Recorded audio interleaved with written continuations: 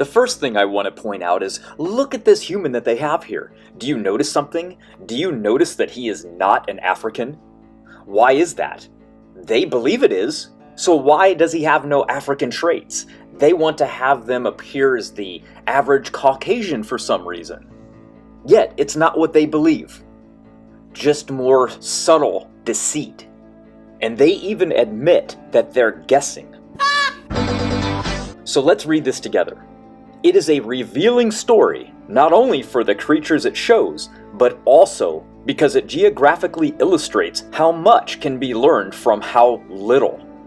What do they mean by how little? Well, actual evidence, that's what. Let's keep reading. Many of the figures shown here have been built up from far fewer fragments of a jaw, some teeth perhaps, as indicated by the white highlights, and thus are products of educated guessing. Let that sink in. They admit that these are hypothetical, imaginary drawings made from educated guesses. This is the best evidence they have for human evolution. Nothing but pure SpongeBob imagination assumptions, in their own words. But let's move on now to humans. First, we come across Homo erectus. The illusion in the Time Life book is based on entirely different fossils. The Ternurca fossils were unearthed during and after the early 1970s. Before that, Homo erectus stature could only be estimated from two discoveries, one in Java, the other in China, from femur bones. Now that we have more complete skeletons and fragments, we have even more of the story. They state, first man of our genus. Modern limbs, but more primitive hands and brain. But let's investigate that. Oh, look at that. Modern day research has discovered that modern day fingers and hand bones have been discovered, and they actually turned out to be the same as ours. Shocker, I know, right, creationists? But if that's not bad enough, the brain size is far more similar to ours and far from other primates. They have tried to say that these ancestors of ours were smaller than us, and this proves that we are evolving larger, and the same with their brains. But this is not the case, as we have found some of them were even 6'1". And now we know that brain size has to do with the culture of the people and where they are living and what they are eating. The most complete skulls that we have show us that a lot of isolated tribes all have the same thing in common. Smaller skulls and brains, and some bone abnormalities, usually the ribs and spine. The average African's height is 5 foot 5.5 inches, but then we go to the Netherlands and it's 5 foot 10 inches. So conditions play a huge factor on height and brain and skull. And if that's not bad enough for evolutionists, they recently discovered they were sailors and had language and navigation skills. Clearly, this is not a primate or some missing link ancestor to the human species. Just look at how they depict Homo erectus still to this day. If this isn't visual indoctrination using pure frauds and imagination to push a narrative, I don't know what is. Let's not take my words for it. Let's go to a paleoanthropologist himself. Listen to what he says. Or should I say, listen to what he admits. This is regarding height, by the way. On the very bottom, we read, it's a case in the fossil record where discovering more seems to have resulted in us knowing less. But that's just because we can now reject several categorical statements that people used to accept uncritically. You see what he's saying here? He's admitting that their bias is in their own way. They cannot break the paradigm. It must be true, so it's rooted in their brain like a dogma. Something they cannot question, something they cannot fathom not being true. They are indoctrinated to believe it and cannot critically think of an alternative, because it must be true. And this is one of many reasons why evolution theory isn't science at all. And the sooner you wake up to that, the better.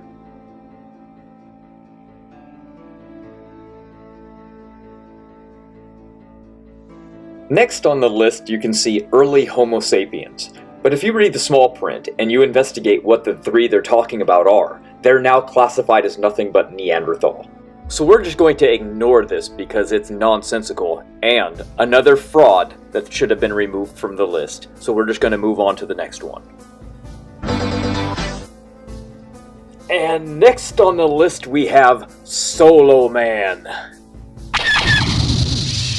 In the small print, we can read, an extinct race of Homo sapiens in Java. Solo Man so far is only known from 2 shin bones and some skull fragments. That's right, everyone. That entire picture is made up. Shocker, I know. Next in the list we have the famous Neanderthal. It says in the small print, not nearly as brutish of a fellow as his name has come to connote. You see, over time, the depictions of Neanderthal have changed greatly. He first started out as basically Bigfoot, a total primitive creature covered in long body fur.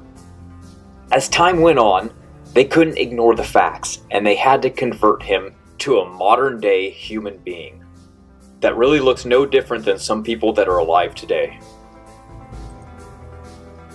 But let's go on. Next we read, they had the cranial capacity, in some cases, larger than that of modern man, and he made a variety of tools advanced in design. Now think about that.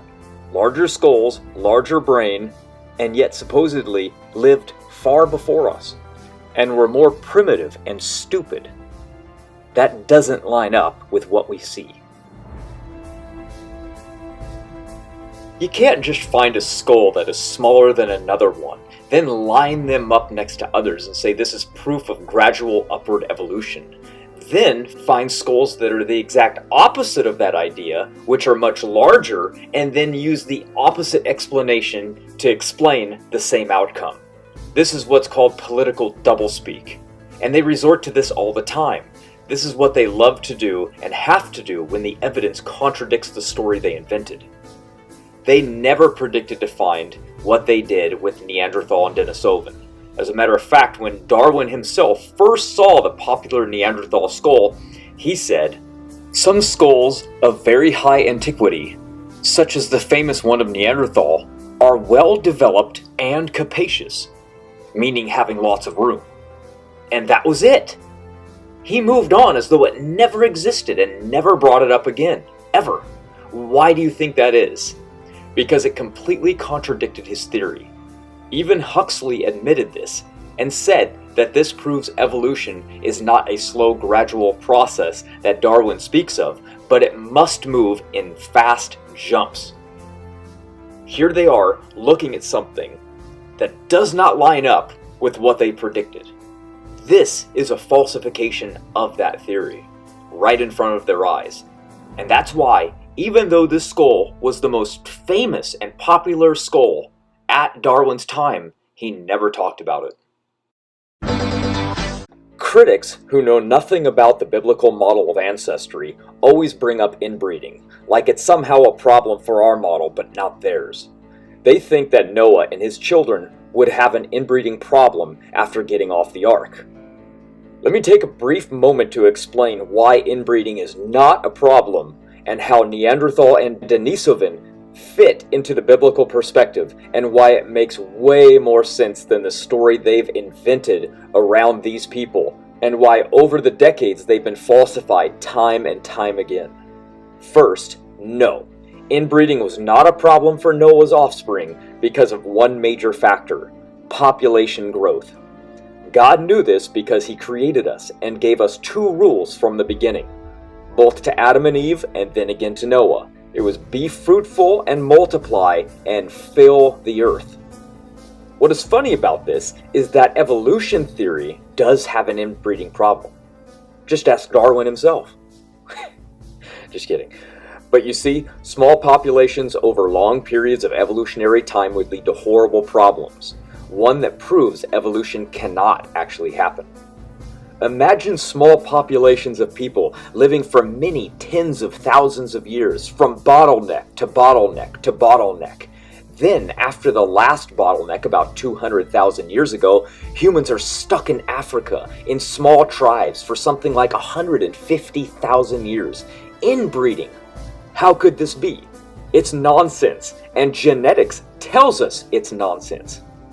Humanity would have died out long before any of this story played out.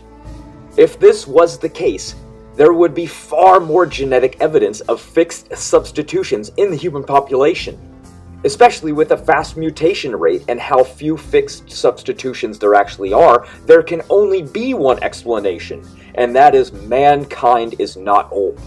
There are no other options, people.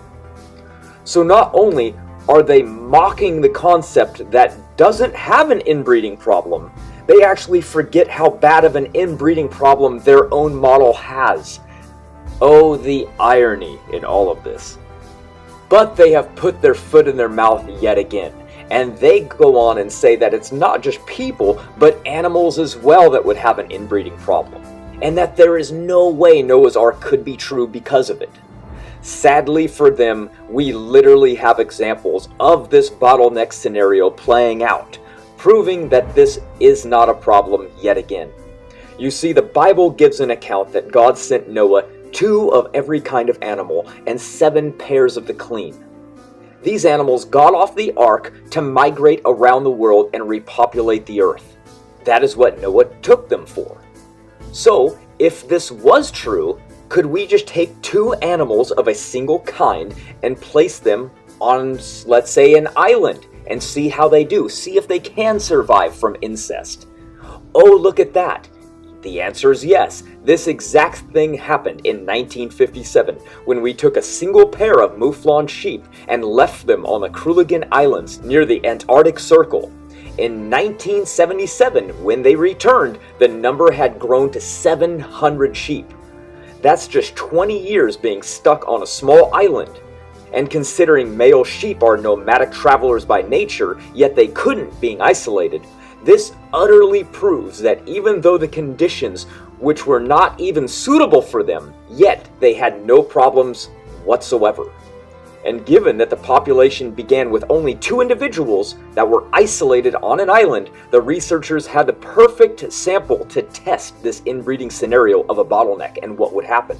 Their biased belief in evolution made them predict that this could not be possible, yet it did, and the study confirms it. And it shows, even in their writing, how shocked they were and at how unexpected this was. But this is just one of many examples of this scenario playing out in real time, which falsifies a global bottleneck scenario inbreeding problem. The problem is small populations who do not expand in size. And this is what we see with Neanderthal and Denisovan. So this takes us into the next chapter. Who were they?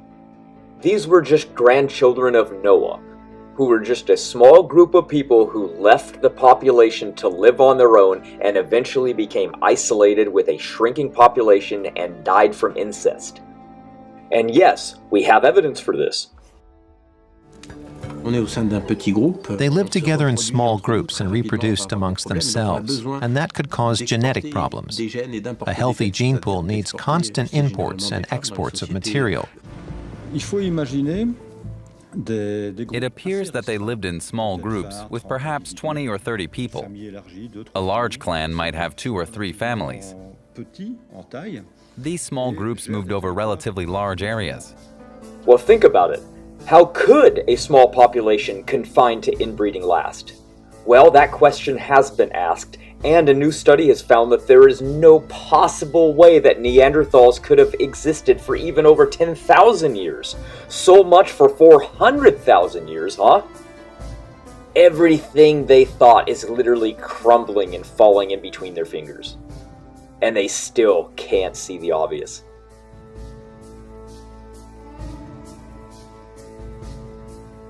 So yes, Neanderthals are best explained in our model, and everything about them tells us they were just normal people who lived alongside of other humans, and all others today are still related to them in some way or another, because their parents were our grandparents. So of course we're all going to share some genetic relation with them. and yes, even Africans, whom evolutionists denied, by the way, that would ever be the case. So you see, at first they said they were a totally different species. But then they had to admit, well, they can breed with us. So that idea was removed from them being a different species by definition. Then they tried to say that, well, they're a subspecies, just a different offshoot branch of humans. Then that was falsified when they found Denisovan and modern-day people share a lot of genetic similarity with them. Then they said, well, they're not a different species nor a subspecies, but they're just a single dead-end branch of only the European ancestry through evolution. But then they found that even Africans have their DNA in them as well, so that falsified that idea too.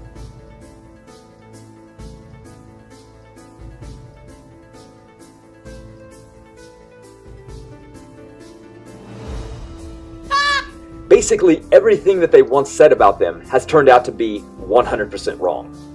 These were just sons and daughters of one of Noah's grandchildren who decided to live a life of exploration and unfortunately chose to go north. They got lost and they died from genetic disorders from living in small numbers and inbreeding over the 1,000 years.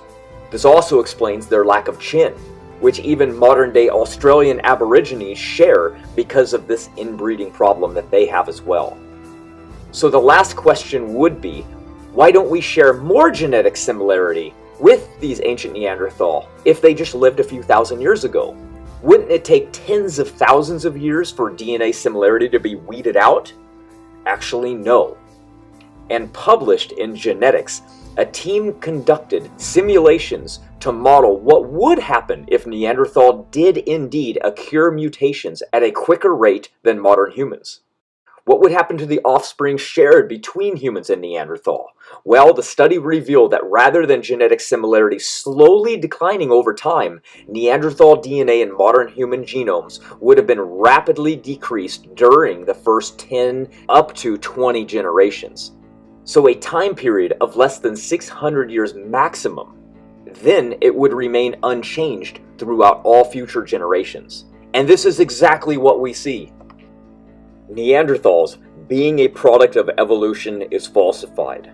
But now let's listen to what evolutionists have to say about Neanderthal and when they flip-flopped on what they once said was a fact. The science constantly changes how we envisage Neanderthals.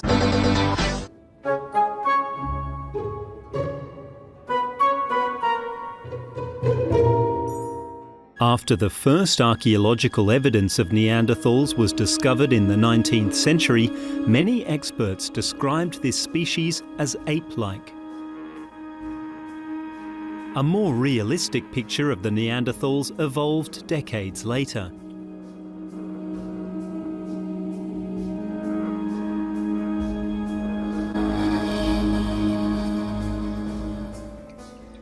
It's sad how they can just get away with pushing lies for decades and then just use the excuse, well, we've learned more now, and then all of a sudden it makes it just okay.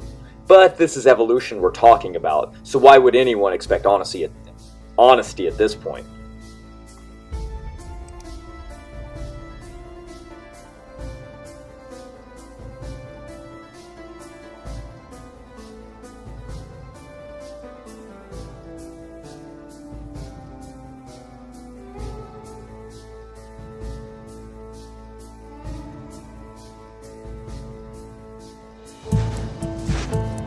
Materials excavated at Kaua and La Côte indicate that Neanderthals learned to plan their activities, such as hunting, in areas where they lived.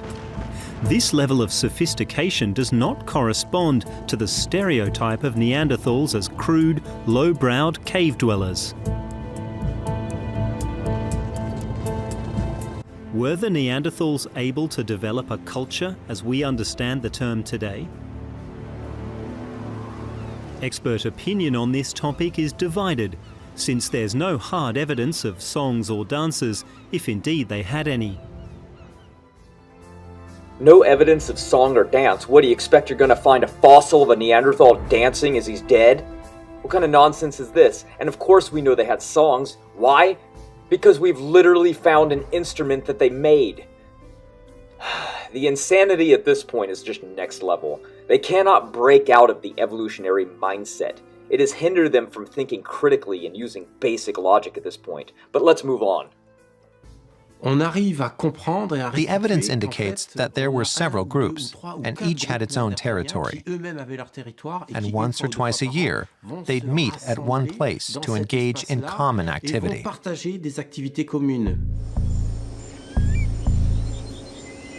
These meetings would produce the desired results only if the various groups could communicate with each other.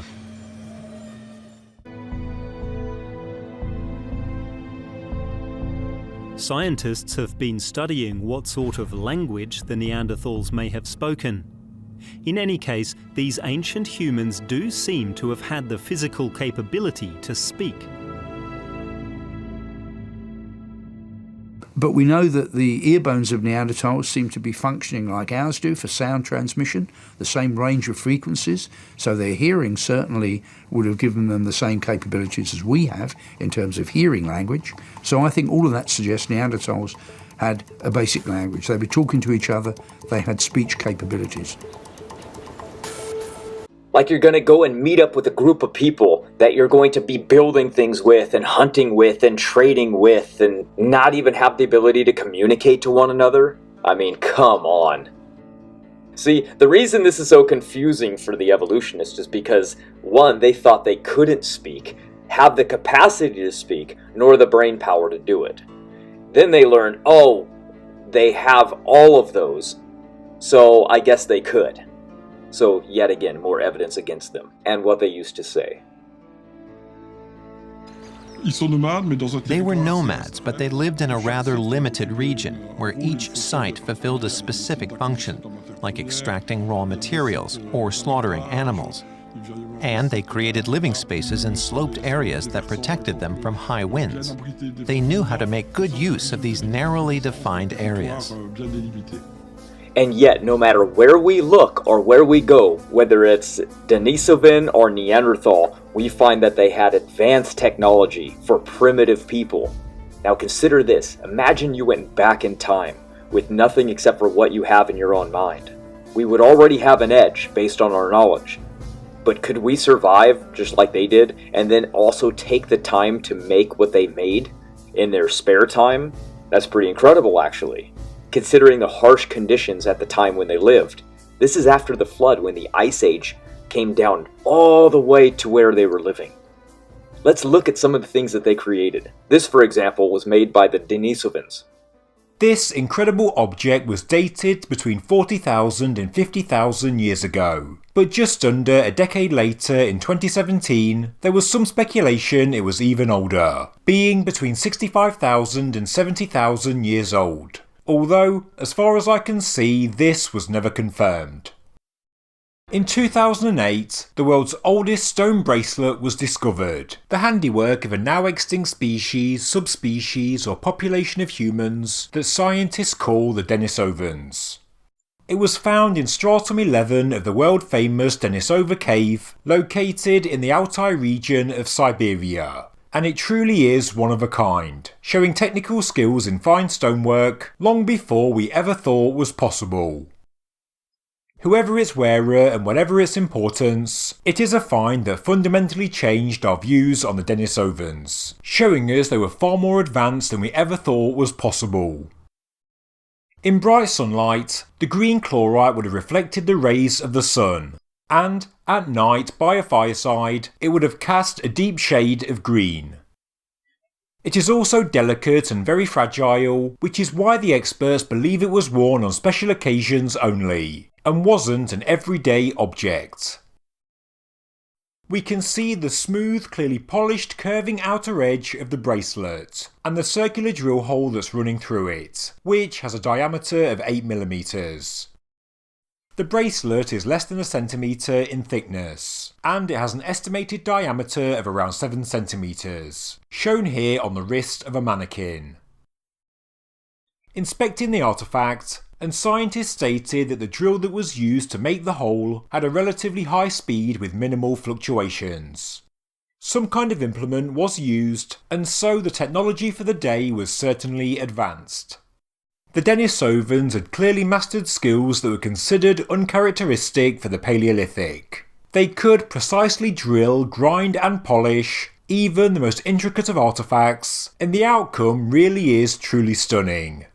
Chlorite was also not local to the cave it was found in, and would have had to have come from at least 200 kilometres away, meaning it was likely a precious and valuable material for the time. Next to the hole on the outer surface, there is a specific zone of polishing, indicating it was in constant contact with some kind of soft organic material. It's possible there was a leather strap attached, likely with a heavy charm hanging from it. The polishing around the hole has helped the experts to distinguish the top and bottom of the bracelet.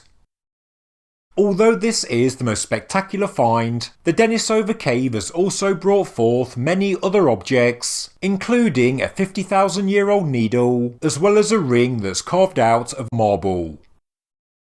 Here we can see pendants made from animal teeth, as well as tools that were fashioned from bone. This is a 50,000-year-old tiara that was made from woolly mammoth ivory, another artefact that shows incredible technical know-how. The Denisovans would have had to remove the tusk from the mammoth, cut it into thin pieces, and then soak it in water before bending it into shape.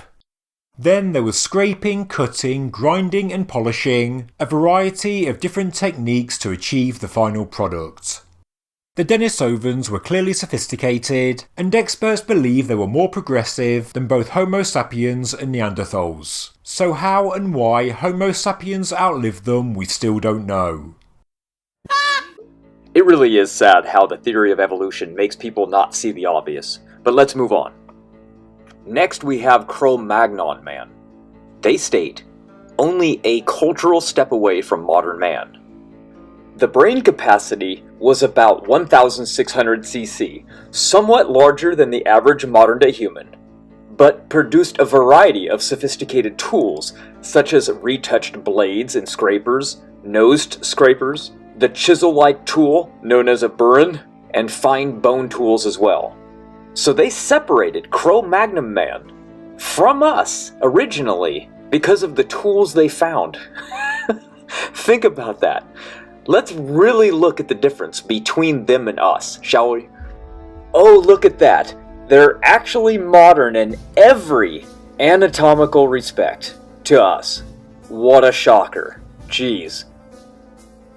It's amazing what happens when you actually read the small print that they don't intend for the public to ever read. Forensic investigators find a corpse in a river about a week old, and they can't tell you anything about it. But they find a finger bone in the middle of a field 1 mile underneath the ground, and they build an entire life story off of it. That should tell you something right there. Evolution theory is, was, and always will be a racist theory at its core that died decades ago. But unfortunately, it's always going to plague our school system and society because it's protected by law and pushed onto our children with no alternative. The sooner people wake up to this reality, the better. Sadly, most will never see the agenda, nor be able to break the indoctrination, even when better evidence is presented. The reason I made such a long series debunking this is because the human evolution chart still plagues the schools to this day, and it is one of the most popular images on Earth regarding human evolution. So when someone comes along and tries to say, this is an old, outdated chart, remind them, if it's so outdated and worthless, then why haven't they removed it from the classroom? Why haven't they told everybody that the March of Progress visual is a lie? Because I agree, it is old, outdated, and 100% worthless, and the fact that they still use it shows how little they care about lying to the public and how little has changed since that time it was made, including how pathetic the overall evidence for evolution actually is. Since that time, have we actually discovered more missing links, supposedly? Yeah, of course. As long as you want to count frauds upon frauds and lies after lies as missing links, we have a lot. But if you actually investigate and can read in between the lies, you will quickly see that the fable falls apart on every one. Every one of them is nothing but fancy stories hyped up to sell and get famous from, and get more government grant money, and make a name for yourself in the field of paleontology. That's what it has become all about. They know that all they have to do is just find some new strange anomaly and create a story for a quick headline that makes them very popular, no matter how wrong it is. The public quickly forgets about the fact that it was a lie and retracted later. But we will cover all of these frauds at another time because there are so many.